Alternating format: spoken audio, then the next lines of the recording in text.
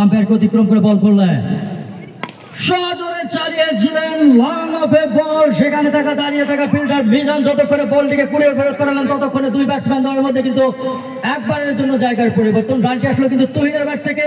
তুহিন ব্যক্তিগত 25 রানে এবং দলীয় সর্বোচ্চ রান। এ পর্যায়ে স্ট্রাইকিং প্রান্তে রয়েছেন কিন্তু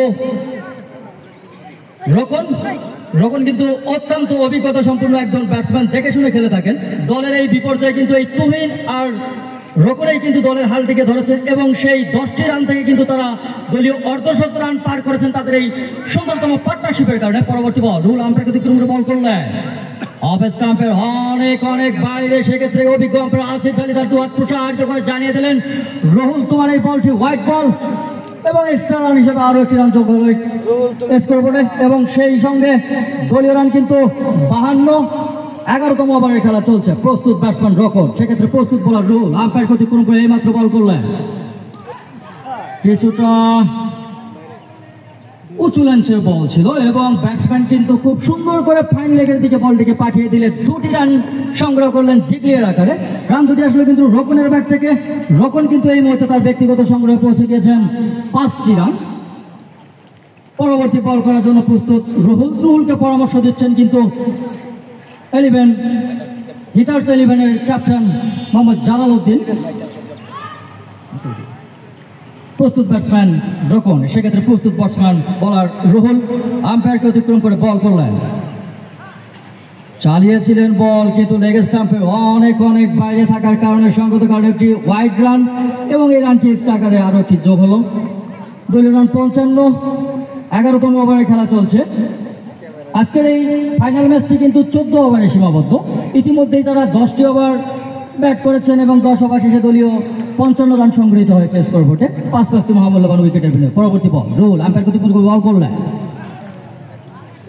কিছুটা নিচু লাইনের বল ছিল। সেক্ষেত্রে কিন্তু ব্যাটসম্যান রোকন ওই ফাইন লেগের দিকে চালিয়ে দিয়ে ডিক্লেয়ার আকারে আরো একটি রান সংগ্রহ করলেন।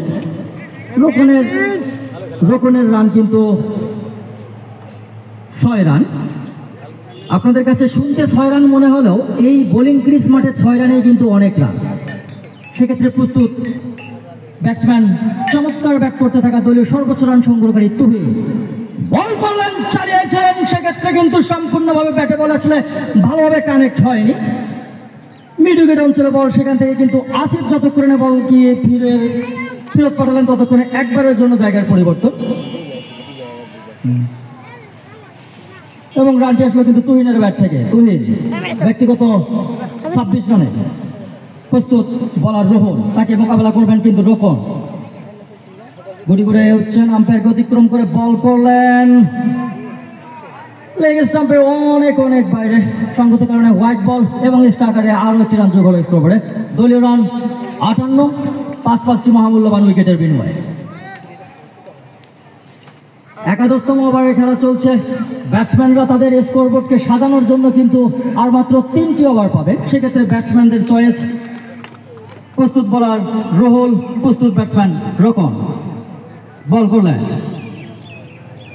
আবারও একই লাইন একই লেন্থ, লেগ স্টাম্পের অনেক বাইরে। সঙ্গত কারণে আরো একটি হোয়াইট বল, এক্সট্রা আকারে আরো একটি রান যোগ হলো।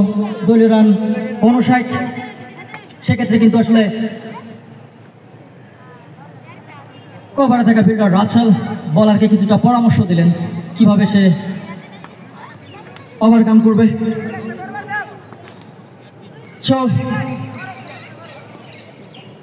প্রস্তুত বোলার রুহুল, তাকে মোকাবেলা করবেন কিন্তু রোকন। বল করলেন, আউট করে চালিয়েছেন, ফাইন লেগে ঠেলে দিয়ে একটি রানটি অবশ্য ডিক্লেয়ার আকারে। আসলে ডিক্লেয়ার হওয়ার কারণটা হচ্ছে মাঠের খুব কাছে একটি টিলার মতো অবস্থান রয়েছে। সেই টিলার বাইরে যেহেতু ফিল্ডার থাকার কোনো পজিশন নেই, তো সেক্ষেত্রে সেখানে ডিক্লেয়ার আকারে রান দেওয়া হয়েছে। একটি রানটি আসলে কিন্তু রোকনের ব্যাট থেকে। রোহন আম্পায়ারকে অতিক্রম করে বল করলেন তুহিন, আবারও একই লাইন একই লেন্স। আসলে বলার হয়তো বা কিছুটা আপসেট। 4টা উইকেট পাওয়ার পরে অবস্থা।